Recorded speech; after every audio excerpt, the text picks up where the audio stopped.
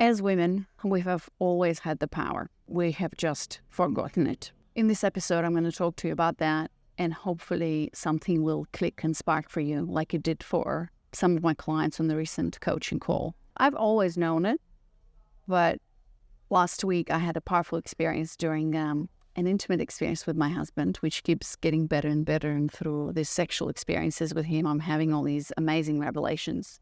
Last week, I had a revelation where, as we were in this intimate experience, I realized, to the core of my bones, I felt it, that everything that the masculine does is in service of the feminine. Not only in the service of the feminine, but also in a desire to be seen, to be known, to be acknowledged by the feminine.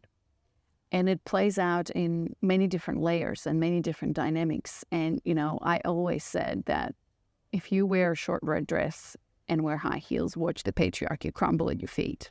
This whole idea that women have been oppressed and continue to be oppressed and that women are inferior and all of that, the more we talk about that, the more we perpetuate this cycle of women not being in their power. I mean, I'm obviously tired of it. I've been tired of it for many years, and it's just simply not the truth.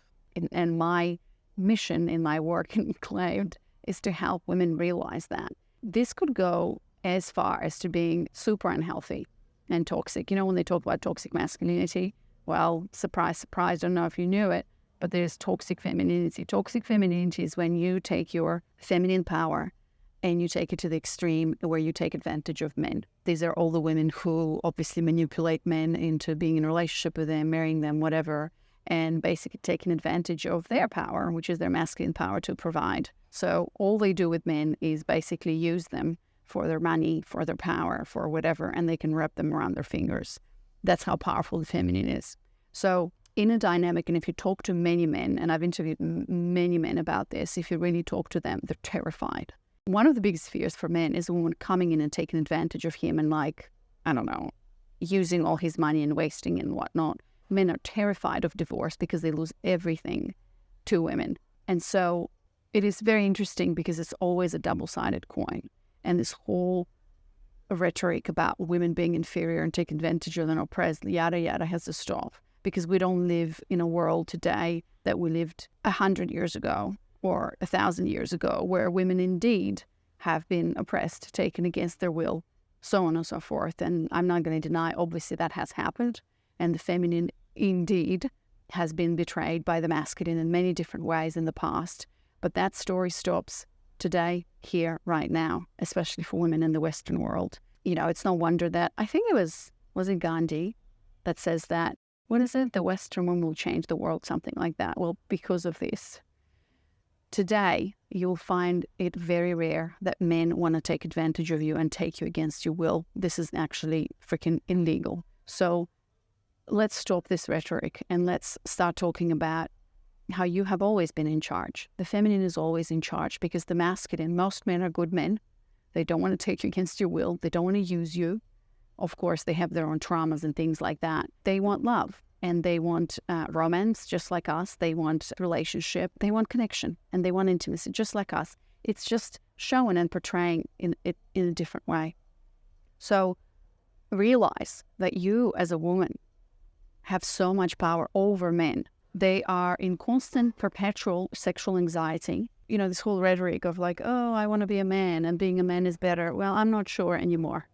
I have been in the past, before I did this work, but I'm not sure anymore because when I look at my husband, every 3 days, there is this constant perpetual sexual anxiety to relieve the anxiety.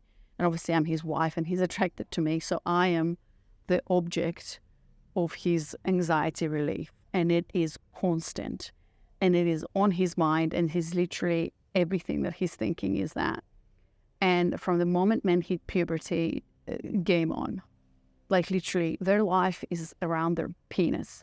And you can look at it and laugh about it. Whatever that story is for you, it's a reality. Once you start to get to the next level of exploring female-male dynamics, feminine-masculine dynamics, you start to realize that the whole story that we've been told about how we don't have the power, how the feminine has been da-da-da-da-da, it's exactly the same way on the opposite side.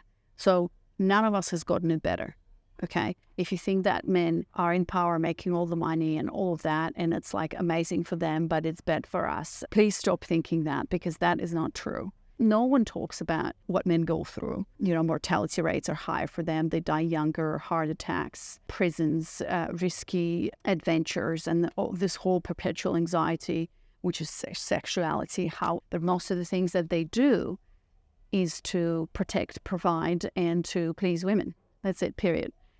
So let's change that. And I want you to hear it from me and start to explore that, especially in your relationship to your own body and your sexuality. A woman in her power is a woman in touch with her body and with her sexuality.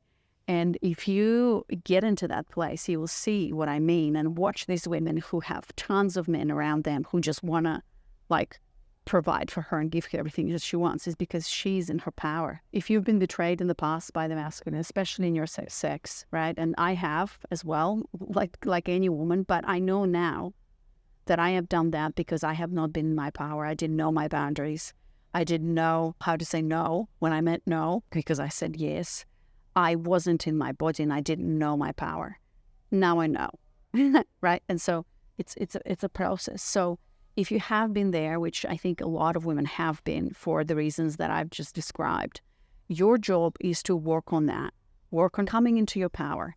And sometimes for women, that comes through actually sleeping around with men and coming to a place of being like, I'm going to do this because I know what I want and I'm going to walk away. And I'm not advocating for manipulation or go sleep with men and dump them after that and stuff like that. But a lot of the times, a lot of the healing comes for the woman from making her own choice. And of course, there's women with different religious beliefs and stuff like that. I'm talking about women who currently are in that space where I was, where I didn't know my power. I felt not good enough. And if I slept with a guy, I attached immediately and stuff like that. So that's what I'm talking about, because I talked to one of my clients today and she's in that experimental phase where she just takes it, right? And so luckily we live in the Western world. Well, those of you who listen to this who are in the Western world, there is a lot of power that comes from sexual liberation. There's a lot of problems that come from that as well. But I'm talking about a very specific milestone that happens for a woman where you come into your sexual power and you know the power that you have over men. I know the power that I have over my husband. I don't abuse it, right? But I know what I can do and make, how I can crush his heart, how I can manipulate him sexually, how I can, this is it. He's just attached to me like a dog for 3 days, you know what I mean? It's just, sometimes, it's ridiculous. So we got to stop that rhetoric. And I'm hoping that you can hear me and this is resonating. Because only if women would wake up and be in their power, the world would be a totally different place. Well, it all starts with us, by the way. Don't wait for men to change. But when I say wake up, I don't mean what's happening right now in the post-feminism wave where women are bitter and angry and are like, fuck you, equal rights, blah, blah, blah. We've got equal rights, right? But it's in the understanding of the dynamics of how we're different, how it works, and understanding that we have the power and everything they do is for us. And so we got to wake up. We got to wake up to our own power. We got to wake up to setting our own boundaries, to holding men accountable in a very loving and nurturing way, which we as women can do. So I'm going to leave you with that. Hopefully you found it helpful. If you did, leave me a comment wherever you're listening to it, whatnot. If you're watching this on YouTube, click on this video above to watch my next video where I talk more about how to create that feminine masculine polarity in your relationship, and talk soon.